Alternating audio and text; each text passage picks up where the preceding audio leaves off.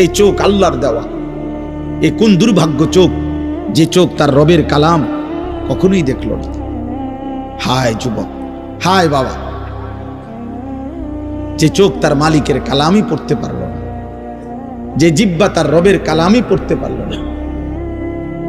আমার তো মনে হয় ওই জিহ্বা কথাই বলতে জানে না, ওই চোখ তো কিছুই দেখে না। আমি দুইটা কথা সব সময় আমার মনে হয়, আরে একটা হলো যেই জিহ্বা আল্লাহর কোরআন দেখে দেখেও পড়তে পারে না, আমার কাছে মনে হয় এটা কোনো জিহ্বাই না, তার কোনো জিহ্বাই নেই। আর আমার আরেকটা বিষয় হলো, আমার সবসময় মনে হয় যেই চোখ কাবার কালো গিলাফ দেখে নাই, মদিনার সবুজ গম্বুজ দেখে নাই, আমার মনে হয় ওই চোখ কিছুই দেখে না।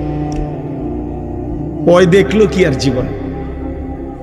ও মালিকের ঘরই দেখে নাই, ও বন্ধুর রওজাই দেখে নাই, ও আর জীবনে দেখলো কি? ওই চোখ দেখলো কি? আল্লাহ আমাদেরকে হেফাজত করেন, আল্লাহ আমাদেরকে তৌফিক দেন, মালিকের ঘর দেখার সুযোগ দেন। যে চোখ আল্লাহর ঘর দেখবে সে চোখ গুনাহ করবে কেন? যে চোখ জান্নাত দেখবে সে চোখ গুনাহ করবে কেন? ফালা তা'লামু নাফসুম মা উখফিয়া লাহুম মিন কুররাতি আ'য়ুন।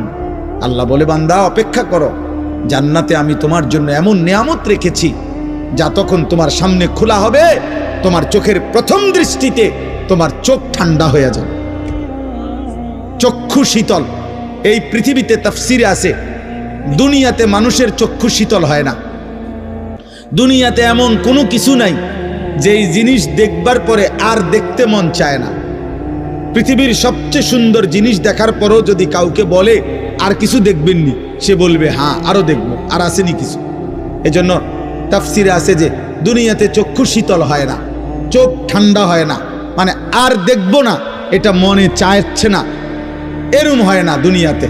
কিন্তু আখিরাতে জান্নাতে এটা হবে।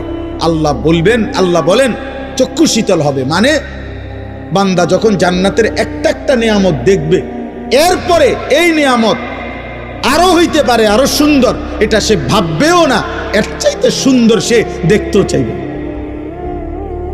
এই জন্য হাদিসের মধ্যে আছে, জান্নাতের সমস্ত নিয়ামত জান্নাতি বান্দা দেখবার পরে, উপভোগ করার পরে, লাহুম মা ইয়াশাউনা ফিহা ওয়া লাদাইনা মাজিদ, বান্দা যা চাইবে আল্লাহ তো দিবেই, আল্লাহ আবার নিজের থেকে আরো অনেক কিছু দিবে। সর্বশেষ আল্লাহ ফেরেশতাদের মাধ্যমে জিজ্ঞেস করবে, ফেরেশতারা বলো না আমার বান্দারে জিজ্ঞেস করো ও আর কিছু চাইবে কিনা, আর কিছু দেখবে কিনা, আর কিছু লাগবে কিনা।